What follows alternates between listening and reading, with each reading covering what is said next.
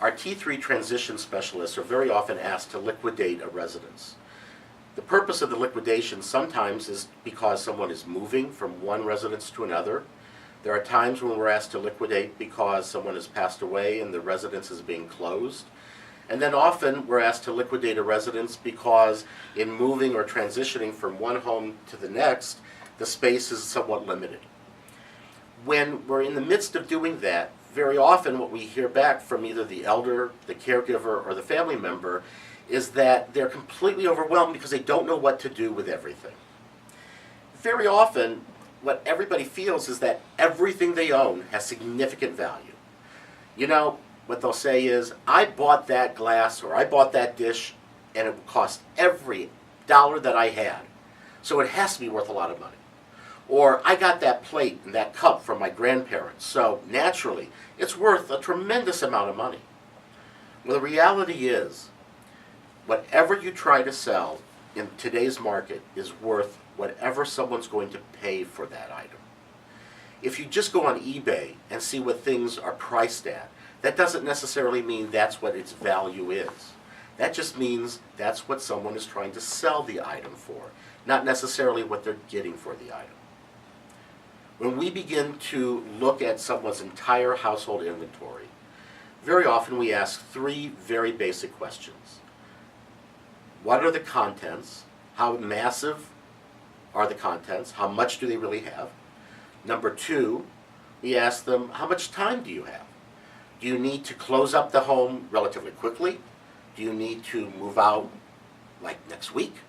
Or do you have some time to begin liquidating? And the third and the most important question that we always ask is, what's the type of financial revenue that you want to get back? Is it important to you to get as much money as possible? Or is it just, I want to get rid of everything right now and I don't care about the revenue we're getting back? Once you've made a decision about those three very basic questions, now the beginning of the process starts. And it's a question of 1, 2, 3, 4. What we tell everybody is, when our team comes in, we get 4 buckets or bins that look just like this, and we begin labeling. The first is, what are we going to keep? These are things that are important to you, important to the family, because they carry a memento, a memory, or a tradition. The second set of bins are for repurposing. These are the items that you might think about as disposal, but when we look at them, quite honestly, they're repurposing.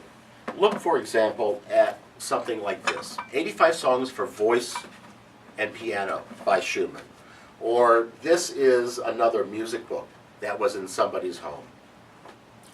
They're very old. They're not mementos that you would want to keep forever. There's not a lot of resale value in them. You can't take them to a bookstore or book buyer to get a lot of money for them. But to someone who's in a music school or a music program at a graduate level, these can mean everything. By giving them to someone at that level of study and knowing how to get them to them, can give these books an entire new purpose. That is what we call repurposing. Then we have this issue of liquidating. When we liquidate, some things can be given out to consignment, some things for auction, and some things for just sale. Here, what we usually try to do is to say, what is the greatest value? So for instance, this is something that we had. It's in a box that still is from Disneyland, and what's inside of it is a flower vase. And it's from the original Disneyland collection. But what makes this very special is it has its original packing and the original box. By having all of this together, that's what makes this of greater value than something, let's see, like this, that's just one plate. Even though it does have an insignia on the back, there were thousands of these made, just like there were thousands of these made, but this still has its original container. That's what makes this so unique. So when we look at different items in liquidating, we will sort everything out, 1, 2, 3, 4. Do we keep it? Do we repurpose it and find a new life for it?